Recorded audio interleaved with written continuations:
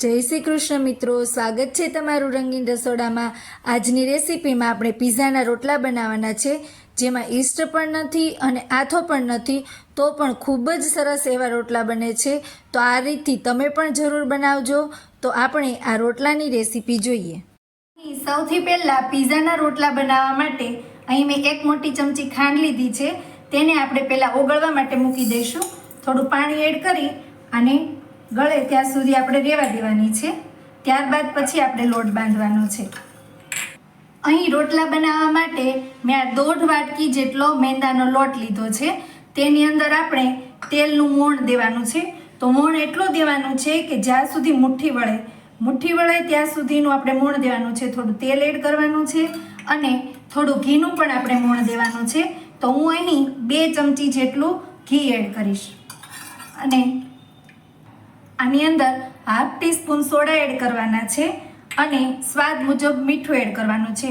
આની અંદર આપણે ઈસ્ટ પણ નથી નાખવાનું અને આથો પણ નથી આવવા દેવાનો, તો પણ એકદમ ક્રિસ્પી અને ખૂબ જ સરસ એવા રોટલા બનશે। આને આપણે બરાબર આ રીતે મિક્સ કરી દેવાનું છે અને મુઠ્ઠી વળે છે કે નહીં તે જોવાનું છે। જો જરૂર લાગે તો આપણે વધારે તેલ એડ કરીશું। તમે જોઈ શકો છો આની મુઠ્ઠી વળાઈ જાય છે। તો આમાં સૌથી પહેલાં આપણે જે ખાંડનું પાણી વગાડ્યું હતું તે એડ કરવાનું છે અને પછી જે એક્સ્ટ્રા જરૂર લાગે તે સાદું પાણી નાખવાનું છે। હવે જરૂર મુજબ પાણી એડ કરી આપણે લોટ બાંધી દેવાનો છે। હવે આપણો આ પિઝાનો લોટ બંધાઈ ગયો છે, તેને આપણે કલાક સુધી રેસ્ટ માટે મૂકી દેવાનો છે। કલાક થઈ ગઈ છે, લોટ પણ એકદમ સરસ થઈ ગયો છે। હવે તેના આપણે રોટલા વણવાના છે। મેં અહીં અવળો લુવો લીધો છે, ભાખરી કરતાં થોડો મોટો એટલો લુવો લેવાનો છે। હવે તેને આપણે વણવાનો છે। રોટલો વણાઈ ગયો છે, ભાખરીથી થોડોક જ એવો થીક એટલો રાખવાનો છે। જો બહુ જાડો હશે તો બરાબર અંદરથી ચડશે નહીં।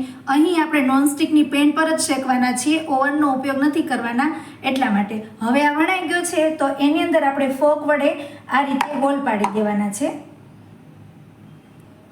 આ રીતે આપણે બધા રોટલાને વણી લઈશું। હવે આપણે રોટલાને શેકી લેવાનો છે। આમાં કંઈ પણ એડ નથી કરવાનું, માત્ર આ રીતે જ ખાલી શેકવાનો છે અને ગેસની ફ્લેમ એકદમ ધીમી રાખવાની છે, જેથી રોટલો કાચો ન રહે।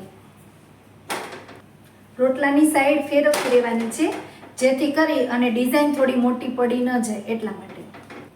આ રોટલો શેકાઈ ગયો છે, તો આ રીતે હવે આપણે બધા રોટલાને શેકી લેવાના છે। તો તૈયાર છે પિઝાના રોટલા। ઈસ્ટ અને આથા વગર પણ ખૂબ જ સરસ બને છે। આ રીતથી તમે પણ જરૂર પિઝાના રોટલા બનાવજો, ખૂબ જ સરસ બનશે। તો ફરી મળીશું નવા વિડીયો સાથે। જો તમને અમારો વિડીયો પસંદ આવ્યો હોય તો લાઈક અને શેર કરો અને અમારી ચેનલને સબસ્ક્રાઈબ કરો।